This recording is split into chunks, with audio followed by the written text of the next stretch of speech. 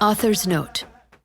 This book is inspired by the people of Wekwiti, who took me in over 20 years ago and became like a second family to me. I went out on the land and partook in countless ceremonies and dances with them. More particularly, the book is inspired by the youth who were on the annual canoe trip in 2013 when we traveled from Wekwiti to Beshoko. The old-time stories told by Grandpa and Grandma are true stories that were shared with me by elders of Wekwiti, especially Alexi Arrowmaker, Mary Adele Tachia, and Louis Wayne. I recorded them with their permission between 2002 and 2005. I also included a couple of stories by Joseph and Madeline Judas. I first met the Tlicho when I moved to Wekwiti in 1999 to work as the Deshilauti First Nations band manager. Deshilauti means people from the edge of the tree line. We were about 130 people. I lived there for a few years in my house by the edge of Snare Lake. Managing the community was an incredible learning experience and an opportunity to make a difference in people's lives. But what inspired me most were the people, their culture, their rituals, and the land. I got to know all of them well. I went out on the land whenever I could with people from the community. Weekends were filled with hunting, fishing, boat rides, visits, and picnics at the beach or cemetery. Kids often came over to my house to play and color.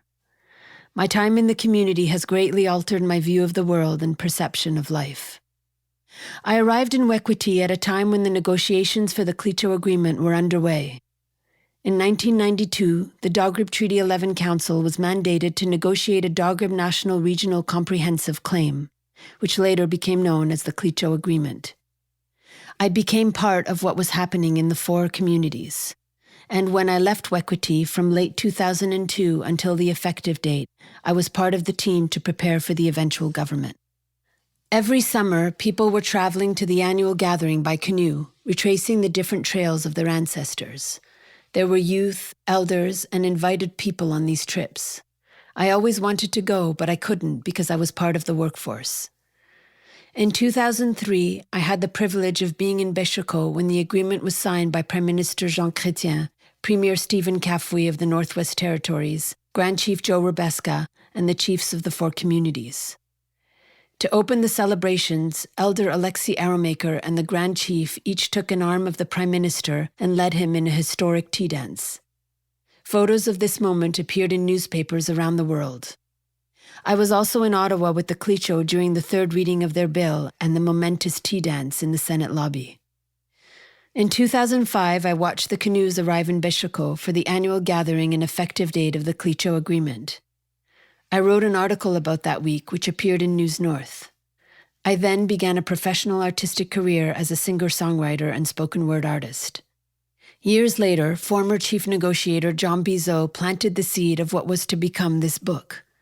He suggested I write a children's story based on that article to teach the youth about this important time in history. In 2012, I had the chance to take part in my first Tlicho canoe trip retracing the trails of their ancestors, which went from Beshoko to Wekwiti. Paddling into the community where I had lived for several years was like a dream to me. The canoe trip is not only an opportunity to retrace the ancestors' trails, it's also a way of transferring energy to the community members. The travelers coming by canoe harness the power of the land, and those energies are then passed on to the rest of the people at the annual gathering. The following summer, I returned again for a canoe trip from Wekwiti to Beshoko. This time, I traveled with the people of Wekwiti. I had a chance to observe the community on the journey, especially the young people. I watched their excitement being on the trails with their elders, growing and learning. I watched the young ones who were taking the trip for the first time and tried to see it all through their eyes. I feel this book is important on many levels. First, for the Tlicho youth, as it was originally intended to have more written resources of their significant history. Also, for my son and all youth, to know a little more about these indigenous stories upon which our country was founded. And finally, I think it's important for stories to have more strong female lead characters to empower young girls. I feel honored to have been trusted with these stories and given the blessing to bring them forth. I hope I have done well by them. For more information about the Tlicho people, visit tlicho.ca. tlicho.ca.